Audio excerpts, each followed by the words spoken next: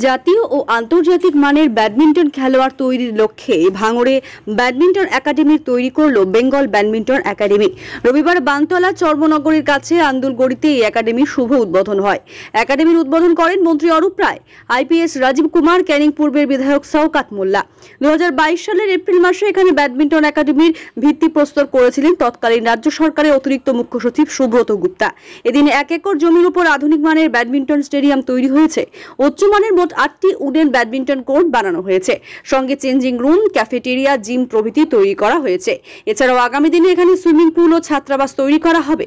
ভাঙড় 1 নম্বর ব্লকের তারদহ অঞ্চলের দুর্গাপুর চণ্ডীপুর হাই স্কুলের পাশেই এই একাডেমিতে শুধু কলকাতা বা 24 পরগনায় নয়, বাইরের রাজ্যের এমনকি নেপাল, ভুটানের ছেলেমেয়েরাও প্রশিক্ষণ নিতে পারবে বলে জানা গিয়েছে। অনুষ্ঠানে উপস্থিত ছিলেন সংস্থার ম্যানেজিং ট্রাস্টি হীরক সেনগুপ্ত, কলকাতা লেদার কমপ্লেক্স থানার আইসি প্রমুখ। সংস্থা সূত্রের খবর, সল্টলেকের সুভান্ন বিল্ডিং এর ছাদে এই সংস্থা দীর্ঘদিন ধরেই সাফল্যের সঙ্গে সব বয়সের ছেলে মেয়েদের ব্যাডমিন্টন প্রশিক্ষণ দিয়ে আসছে। শুধু সুবর্ণ নয়, গোটা রাজ্য জুড়েই এই সংস্থার সাথে একটি ব্যাডমিন্টন একাডেমি রয়েছে। এবার তারা বড় কিছু করার লক্ষ্যে শহরের উপকণ্ঠে বানতলায় একাডেমি গড়তে চলেছেন। এখানে প্রাথমিক পর্যায়ে 8টি badminton court, gym, swimming pool, hostel, cafeteria তৈরি করা হচ্ছে। পরবর্তীতে ধাপে ধাপে পরিকাঠামোর উন্নতি করা হবে বলে জানান হীরকবাবু। সায়েন্স সিটি থেকে মাত্র 8 ঘন্টা দূরে এই ব্যাডমিন্টন একাডেমি আগামী দিনে ব্যাডমিন্টন খেলোয়াড়দের নতুন ডেস্টিনেশন হবে, এমনটা বলা যেতেই পারে। আমি অত্যন্ত আনন্দিত, বিশেষ করে আমার বিধানসভা এলাকায় এই ধরনের একটা স্টেডিয়াম গড়ে ওঠার জন্য। আর বিশেষ করে কলকাতা থেকে খুব দূরে বলবো না, একেবারে কলকাতা থেকে ঢিলছড়া দূরত্বে। এবং এই যে রাস্তাটা আপনারা এলেন, সেই রাস্তাটা অলরেডি আমরা এটাকে স্ট্রেন্থনিং করার জন্য, ওয়েডিং করার জন্য অলরেডি আমরা প্রপোজাল দিয়ে দিয়েছি। আর পাশেই লেদার কমপ্লেক্স সেক্টর 6-এরও কাজটা চলছে। ফলে এইখানে আসা যাওয়ার ক্ষেত্রে খেলোয়াড়দের বা সেই সঙ্গে বিভিন্ন কোচ কর্মকর্তা যারা আসবেন, তাদের আসার ক্ষেত্রে কোনো অসুবিধা হবে না। এবং আমরা স্বপ্ন দেখি যে এখান থেকে অন্তত ছেলেমেয়েরা এখান থেকে কোচিং নিক এবং সেই ছেলেমেয়ে সারা দেশ সহ সারা বিশ্বে তারা বিভিন্ন জায়গায় প্রতিযোগিতা অংশ নিক, এটা আমরা চাইব। এটা আমাদের অনেক বড় স্বপ্ন, যেটা আজকে সফল হয়েছে। দেখুন, আমরা পশ্চিমবঙ্গের ব্যাডমিন্টন নিয়ে যারা উৎসাহী, তাদের জন্য আমরা একটা পরিকাঠামো তৈরি করার প্ল্যান নিয়েছিলাম অনেকদিন আগেই। 2008 থেকে এই প্রচেষ্টা।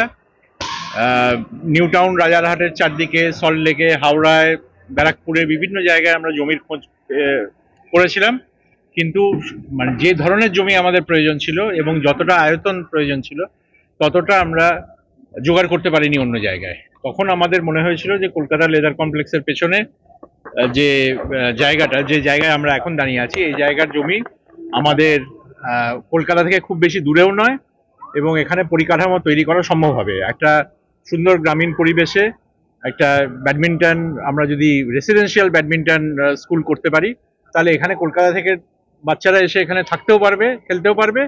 এবং ন্যাচারালি যেটা হবে যে এখানে যদি পরিকাঠামো তৈরি হয়, এই স্থানীয় দক্ষিণ 24 পরগনার ভাঙড় এবং অন্যান্য জায়গার, প্রত্যন্ত জায়গার যে বাচ্চারা যারা সহজে এই ধরনের সুযোগ পান না, তারাও কিন্তু এখানে এসে খেলতে পারবে। ইতিমধ্যেই আমরা এই কাছাকাছি এই গ্রামের এবং এর কাছাকাছি গ্রামের বেশ কিছু ছাত্রকে এখানে এই একাডেমিতে নিয়েছি।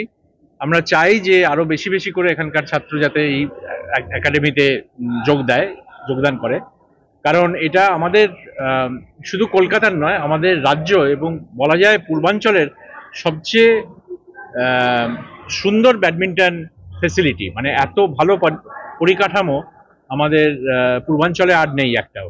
এখানে আপনারা দেখতে পাচ্ছেন যে 8টা কোর্ট আছে, প্রত্যেকটাই সেগুন কাঠের কোর্ট, স্পেশালি ডিজাইন করা। তার উপর আবার 4খানা কোর্টে আমরা ইওনেক্স কোর্ট ম্যাট দিয়েছি, যাতে মানে ন্যাশনাল এবং ইন্টারন্যাশনাল যে ধরনের খেলা হয়, যে সারফেসে খেলা হয়, তার সাথে পরিচিত হতে পারে ছাত্ররা।